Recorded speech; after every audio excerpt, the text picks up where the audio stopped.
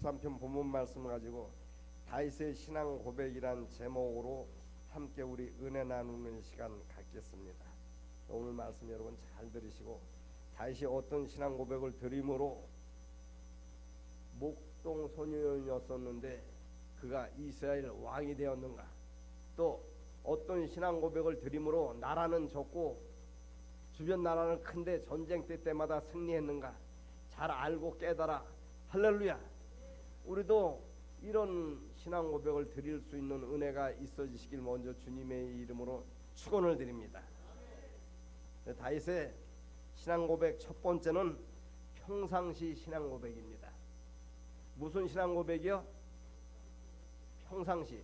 이런 평상시 신앙 고백 드리는 게 참 중요해요. 무슨 신앙 고백을 드렸는가? 여호와는 나의 목자시니 내게 부족함이 없다는 신앙 고백을 드렸습니다. 여러분도 늘 삶 가운데 이런 신앙 고백을 드릴 수 있게 되시길 주님의 이름으로 축원을 드립니다. 우리가 아멘은 잘할 수 있으나 이런 신앙 고백 드릴 수 있어야 돼요. 하나님이 목자가 되는 신앙 고백을 드릴 수 있어야 되는데, 어떤 사람은 그냥 돈이 목자가 되고 명예가 목자가 되고 권세가 목자가 되고 내 생각이 목자가 돼서 돈 따라가고 명예 따라가고 내 생각 따라가고 내 경험 따라가고, 그는 입술로는 하나님 목자라고 하지만은 마음은 그것을 부정하는 것이기 때문에 하나님이 인정하지를 않습니다. 그런 생각이 들거든 그런 생각을 내어 쫓는 기도를 먼저 드릴 수 있어야 돼. 할렐루야. 하나님, 내가 여지껏은 내 생각 따라 살았습니다. 내 생각이 목자였습니다. 하나님, 이제부터는 하나님이 내 목자 되기를 원합니다 하는 간절한 기도를 드릴 수 있는 저와 여러분 될 수 있게 되시길 주님의 이름으로 축원을 드립니다. 하나님, 여지껏은 돈이 내 목자였습니다. 명예 권세가 내 목자였습니다. 깨닫고 나니까 하나님이 내 목자가 되어야 되는데 그렇게 하지 못했습니다 하고 우리가 회개 기도를 드리고, 할렐루야, 정말로 하나님이 내 삶에 목자 되기를 원합니다 하는 기도를 평상시 드릴 수 있게 되시길 주님의 이름으로 부탁을 드립니다. 목자 될 때만이 부족함이 없다는 것입니다. 근데 실질적으로는 그럴 것 같으면 우리가 날마다 이런 신앙 고백 드리지 않겠어요? 이게 금방 열매가 나타나지 않기 때문에 사람들이 속아가지고, 호박씨 뿌리면 금방 호박 나요? 수박씨 뿌리면 금방 수박 나요? 내가 잠시 동안 의롭게 행했다고 해서 하늘에서 돈보따리가 떨어집니까? 그렇지 않거든요. 지나놓고 보니까, 아구가 차니까 비가 내리듯이 지나놓고 보니까 하나님 목자였을 때 내가 부족함이 없었구나 하는 것을 깨달은 것입니다.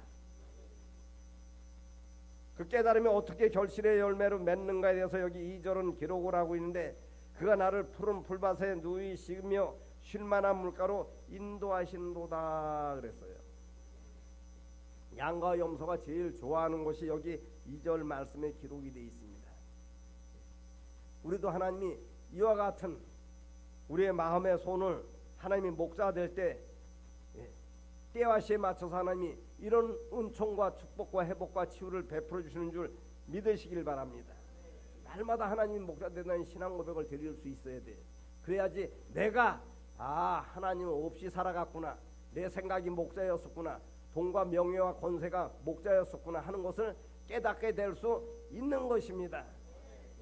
그래서 신앙 고백이 정말로 중요한 거예요. 우리가 왜 예배 때마다 신앙 고백을 드려요? 사도신경으로. 이게 중요하기 때문에 그러는 거예요. 늘 여러분 아침에 주무시고 일어나서 이런 신앙 고백 드리고, 또 주무시기 전에도 이런 신앙 고백을 드릴 수 있어야 됩니다. 그래서 우리 기도가 씨앗이 돼서, 할렐루야, 결실의 열매를 맺을 때가 이때니까요.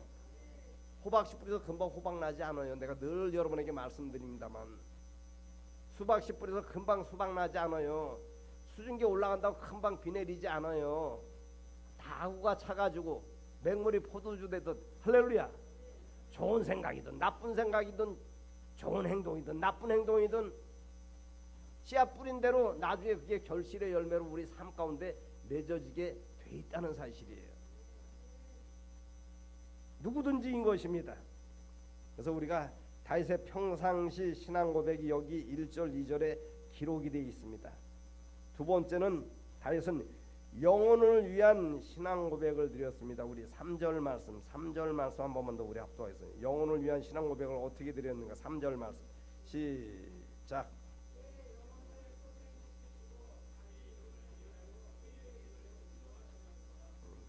내 영혼을 소생시키시고 그랬어요. 뭐로 하나님이 우리 영혼을 소생시킬까요? 전쟁 문제 안 만나고 그냥 하나님이 돈보따리 베풀어 주시고 그냥 뭐 전쟁 문제 안 만나고 그냥 마음의 손을 다 이루어 주시면 얼마나 좋을 거예요. 문제 사건을 통해서 내 영혼을 소생시키는 것입니다. 여러분 그것을 꼭 깨달을 수 있게 되시길 주님의 이름으로 축원을 드립니다. 문제 사건 없으면 우리가 내가 잘나가지고 일이 잘 돼가는 것으로 착각하고 살기가 참으로 쉽다는 얘기예요. 근데 영혼 때문에 하나님이 우리를 소생시키는 거예요.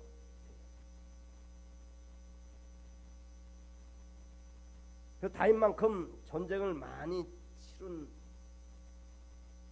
왕이 없었습니다. 또 다윗만큼 많이 시달림 받은 왕도 드물어요.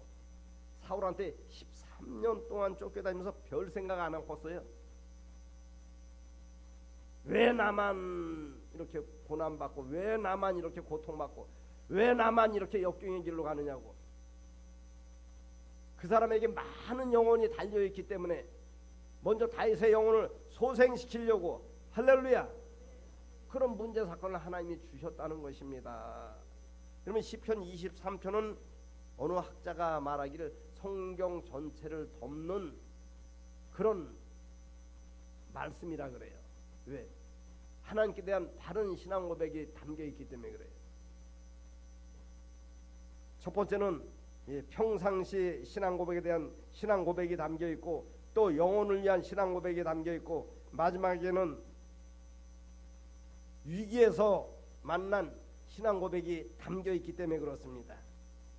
그래서 여기 내 영혼을 소생시키고 자기 이름을 위하여 의의 길로 인도하시는도다 그랬어요. 누구 이름을 위해? 하나님 이름을 위해 의의 길로 우리를 인도하신다니까요. 그럼 우리가 그 길을 따라가야 합니다. 우리 생각 따라가면 망하는 거예요. 우리 따라 내 생각이 마귀가 준 생각이다. 여러분 내 생각이 마귀가 준 생각이에요. 마귀가 우리한테 어떻게 무전을 쳐요? 어떻게 접선을 해요? 어떻게 우리를 끌고 다녀요? 마음의 생각 가운데 자기 생각을 자꾸 불어넣는 거예요. 그런데 우리가 그것을 잘 분별해 볼 수 있어야 합니다. 그래서 요한일서 4장 1절에 사랑하는 자들아 영을 다 믿지 말고, 그 영이 뭐예요? 생각으로 찾아온 것 그거 다 믿지 말고 그 생각이 하나님이 주신 생각인가 마귀가 준 생각인가 분별해 보라는 얘기예요. 그게 분별력 있는 우리가 생각을 가지고 살아갈 수 있어야 됩니다. 바리새인과 율법사 서기관들이 예수님 찾아와서 그런 얘기를 했어요. 천국이 어디 있습니까? 천국이 어디 있다 그랬어요. 너희 안에 있느니라 그랬어요. 내 마음 안에 있는 것입니다. 여러분 내 마음 안에 천국이 이루어져야 그 천국 들어가는 거예요. 할렐루야. 오늘도 영혼의 때를 씻기려고 여러분 불러주신 줄 믿으시길 바랍니다. 뭐 어쩔 수 없어 못 나오신 분도 계시지만 영혼의 때 씻기 싫어서 안 나오신 분도 계실 거예요 아마. 영혼 관계가 너무너무 여러분 중요한 것입니다. 그래서 자기 이름을 위하여 의의 길로 우리를 인도하신다니까요. 불의의 길로 인도하시는 것이 아니라. 그럼 내 길이 의의 길인가 불의의 길인가, 마귀가 준 생각을 쫓아 사는가 하나님이 주신 생각을 쫓아 사는가 자꾸 분별해 볼 수 있어야 돼요. 왜 그래? 이것이 영혼을 위한 신앙 고백이 되어지는 것이기 때문에 그런 것입니다. 우리 따라 하시기 바랍니다. 삶을 분별력을 가지고 살자. 여러분 이 땅에서 천국 심령 이루지 못하면은 거듭난 것이 아니기 때문에 하나님 나라 볼 수도 없고 들어갈 수도 없다고 정확하게 여러분 요한복음 3장에 기록이 되어 있잖아요. 내 말씀이 하나님 말씀이. 만약 그렇지 않고도 하나님 나라 들어갈 수 있는 하나님은 거짓말장이 하나님이고 말씀은 전부 다 틀린 거예요. 1.1핵도 변하지 않는다고 예수님 말씀하셨어요. 할렐루야. 그대로 되는 것입니다. 여러분 꼭 깨달을 수 있는 은혜가 있으시길 다시금 주님의 이름으로 부탁을 드립니다. 마지막 여기 세 번째, 다윗은 위기 때의 신앙 고백이 여기 4절에서 5절에 기록이 되어 있습니다. 4절 보니까 내가 사망의 음침한 골짜기로 다닐지라도 그랬어요. 그럼 다윗처럼 믿음 생활, 신앙 생활을 한다고 해서 어려움 안 겪는 게 아니라는 얘기예요. 더 큰 어려움을 겪었는데 13년 동안 사울한테 목숨을 담보로 쫓겨다녔다니까요. 또 그 아들 압살롬이 다윗을 죽이려고 말이, 여러분 자식이 여러분 죽이려고 막 칼 들고 쫓아오는 그런 정말로 사망의 음침한 골짜기로 다녔습니까? 우린 그거 백분질 천분질도 안 당했잖아요. 많은 사람들이 영적 딜레마가 뭐냐 하면은 나는 의롭게 행했는데 왜 어려움이 올까? 이 어려움 때 다윗과 같이 우리가 신앙 위기 때 신앙 고백을 잘 드림으로 인해 갖고 이 어려움이 우리에게 축복으로 회복으로 치유로 또 은총으로 하나님 나라 들어와서 상국과 멸류관으로 이 땅에서 살아가는 동안 하나님의 분깃의 축복으로 누릴 수 있는 저와 여러분 될 수 있게 되시길 부탁을 드립니다. 내가 사망의 음침한 골짜기로 다닐지라도 그랬어요. 사망의 음침한 골짜기로 다닐 때 얼마나 다윗이 우리처럼 회의감이 찾아왔겠어요. 마귀가 그런 생각 안 갖다 줬겠어요? 사망의 음침한 골짜기는 사울 같은 영감이 다녀야 되는데, 그런 장인 영감이 다녀야 되는데 왜 내가 사망의 음침한 골짜기로 다니는가? 가인 같은 사람이 다녀야 되는데 왜 내가 사망의 음침한 골짜기로 다니는가? 여러분 가인처럼 살아도 사울처럼 살아도 다윗처럼 살아도 다니엘처럼 살아도 사망의 음침한 골짜기는 다 다닌다는 거예요. 모래 위에 집 져도 비 내리고 창순하고 바람 불고, 반석에 집을 져도 비 내리고 창순하고 바람 분다고 성경은 기록을 하고 있어요. 꼭 모래 위에 집 진 사람만 비 내리고 창순하고 바람 부는 게 아니라니까. 똑같은 비슷한 문제 사건을 우리가 만나고 살아간다는 얘기예요. 근데 그거 극복하지 못하면은 못한 것에 대한 결실의 열매를 맺게 돼 있고, 극복하면 어떤 결실의 열매를 맺는가에 대해서 여기 5절은 기록을 하고 있습니다. 5절 말씀 보니까 주께서 내 원수의 목전에서 내게 상을 차려주시고 그랬어요. 근데 이게 언제 하나님이 원수의 목전에서 상을 차려줬어요? 이 골짜기를 극복했을 때. 할렐루야. 언제 하나님이 다니엘을 수석 총리 대신 만드시고 왕이 4번 바뀌고 나라가 3번 바뀔 동안 그 수석 총리 대신 자리에서 내려오지 않게 하셨어요? 사자굴 같은 음침한 골짜기를 극복했을 때 그런 것입니다. 깨달으시면 아멘 하시기 바랍니다. 근데 우리는 조그만 거 하나도 찾아오면 원망하고 불평하고 좌절하고 낙심하고 그냥 예배 시간에도 안 보여요. 그냥 보여요 안 보여요?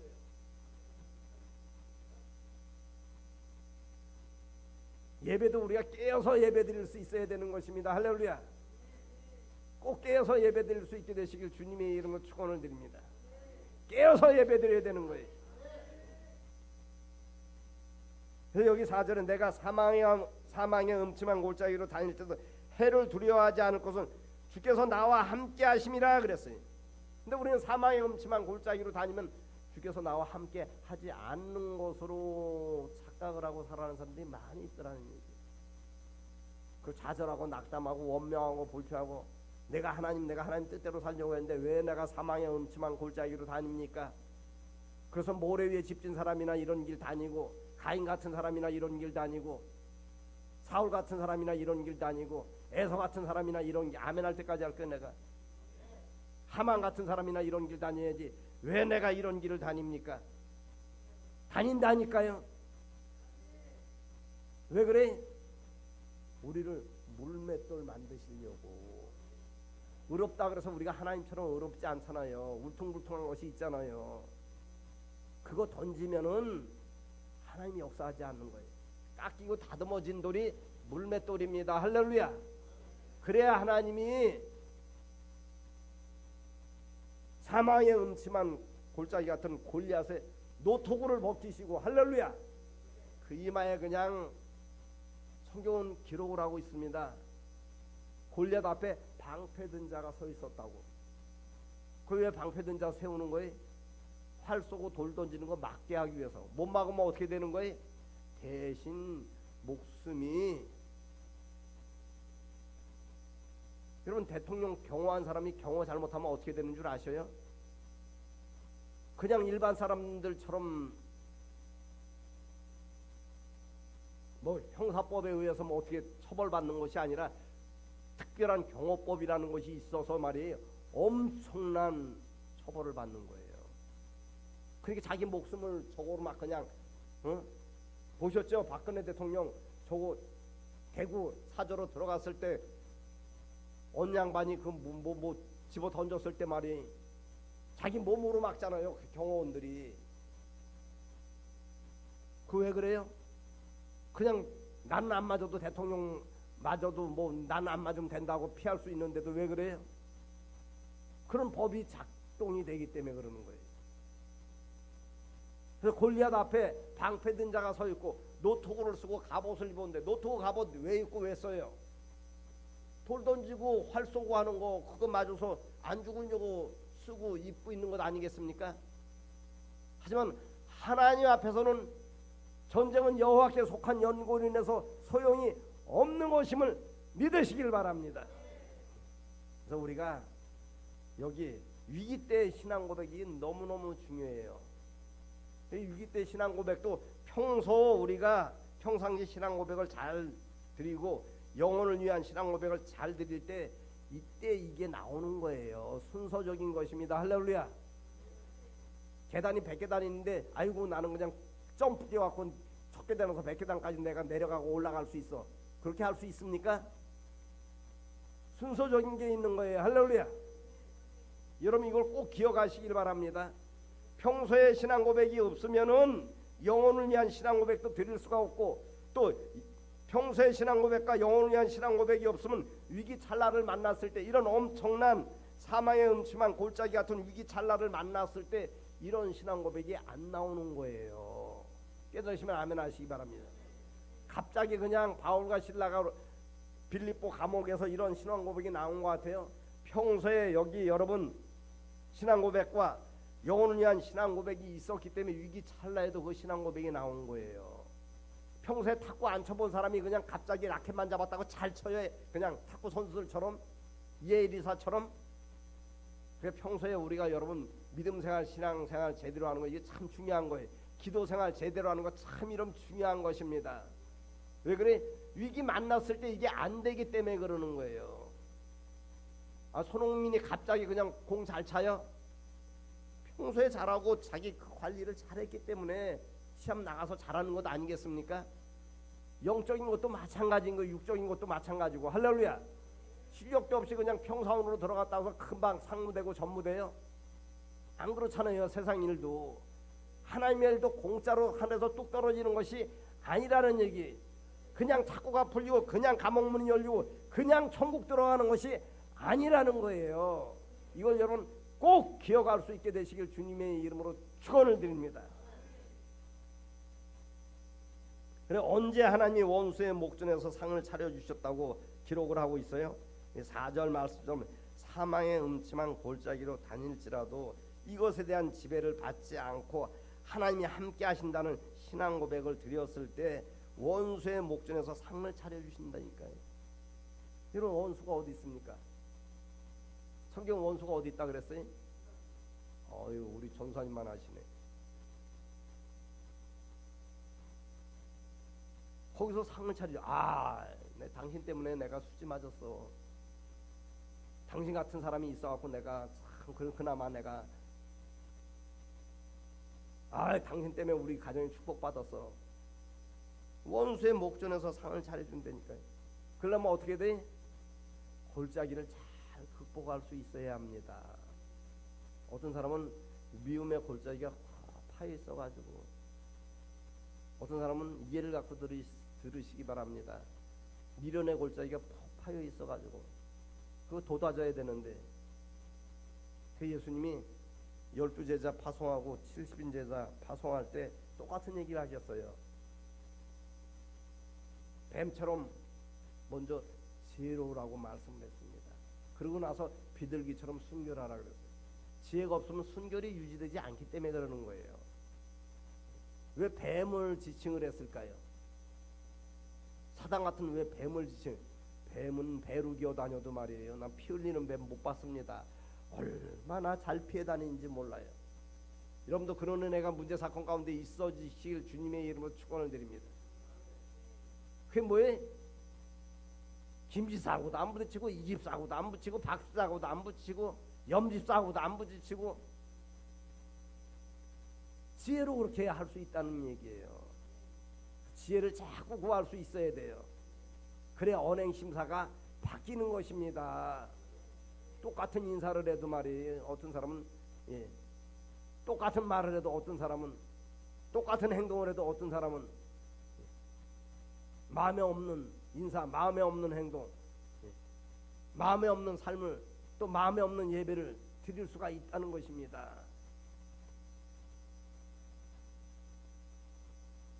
여기 주께서 내 원수의 목전에서 내게 상을 차려주시고 했는데 그냥 차려주시는 게 아니잖아요. 우리 딸 오늘 말씀 듣고 내 골짜기가 무엇인가 알아. 기도 제목 삼읍시다. 할렐루야. 그것 골짜기 메어지길 위해서 기도할 수 있어야 합니다. 그게 그 나라와 그 의를 구하는 거예요. 그러면 실력이 된데 하나님 무엇을 안 주시겠어요? 목동 소년을 이스라엘 왕을 만들어 주셨다니까요. 전쟁 안 치른 거 아니에요, 여러분. 다윗만큼 전쟁 많이 치른 사람이 없습니다. 그 전쟁에서 승리했기 때문에. 근데 우리는 보면은 전쟁에서 내가 보면 내 자신도 많이 패하는 것 같아요. 왜 그래? 내 방법으로 전쟁을 치르기 때문에 그러는 거예요. 나는 열심히 한 것 같은데 그냥 왜 이렇게 문제 사건이 안 풀리는가? 골짜기 극복을 못해서 그러는 거예요. 내가 골짜기에 대한 더 깊은 얘기를 하면 여러분 시험 받을 수도 있기 때문에 여기서 골짜기 얘기는 안 하도록 하겠습니다. 여러분이 그것은 찾아가시길 바랍니다. 그래서 기도 제목 꼭 삼을 수 있게 되시길 주님의 이름으로 축원을 드립니다. 그럼 왜 하나님이 이런 평상시 신앙 고백과 영혼을 위한 신앙 고백과 또 위기 때의 신앙 고백을 하나님이 원하시는가? 이것이 우리에게 어떤 의미를 주는가? 그것이 6절에 기록이 되어 있습니다. 우리 6절 말씀 우리 합독하겠습니다. 시작.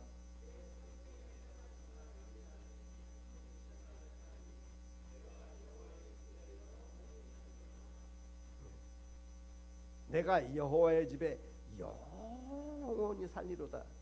이 신앙 고백이 여러분 이 평상시 신앙 고백과 영혼을 위한 신앙 고백과 여기 위기 때 만난 신앙 고백을 통해서 결실의 열매가 하나님 나라에서 여러분 꼭 맺어질 수 있게 되시길 주님의 이름으로 축원을 드립니다. 근데 우리는 6절 말씀 요 상반절 중반절 말씀까지만 내 평생의 선하심과 인자하심이 반드시 나를 따르리니 이것에서 그쳐서는 안 된다는 얘기. 하나님 왜 이런 은혜를 주셔? 여호와의 집에 영원히 살게 하시려고. 할렐루야. 누구나 다 우리는 시와 때가 되면 육신의 죽음을 맞이하게 됩니다. 제가 신학교 동기 목사님들이 벌써 한 40%가 하나님 나라 들어갔는지 못 들어갔는지 내가 모르겠어요. 왜? 마태복음 7장 23절 21절 이하 말씀 보면은 확신을 내가 못하기 때문에 들여보내고 안 들여보는 건 내 의지에 달려있는 것이 아니기 때문에 육신의 죽음을 다 맞이했습니다. 한 40% 가까이가 그렇게 됐기 때문에 내가 이걸 숫자를 세보니까 졸업생 숫자를 세보니까 언제 우리는 어떻게 될지 모르는 인생입니다.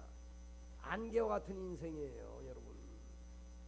중요한 것은 육신의 죽음은 누구나 다 맞이한다는 얘기. 근데 그 죽음 뒤에는 뭐가 있다고요? 하나님 앞에 심판이 있기 때문에 우리가 신앙생활 하는 것 아니겠습니까? 그게 두려워서 하는 것이 아니라 하나님의 의를 위해서 우리가 하는 것 아니겠습니까? 그 결실의 열매가 오늘 이 신앙 고백을 통해서 우리 삶 가운데 아름다운 결실의 열매로 맺어질 수 있게 되시길 다시 주님의 이름으로 축원합니다. 축원드리며 오늘 말씀을 마치겠습니다. 기도드리겠습니다.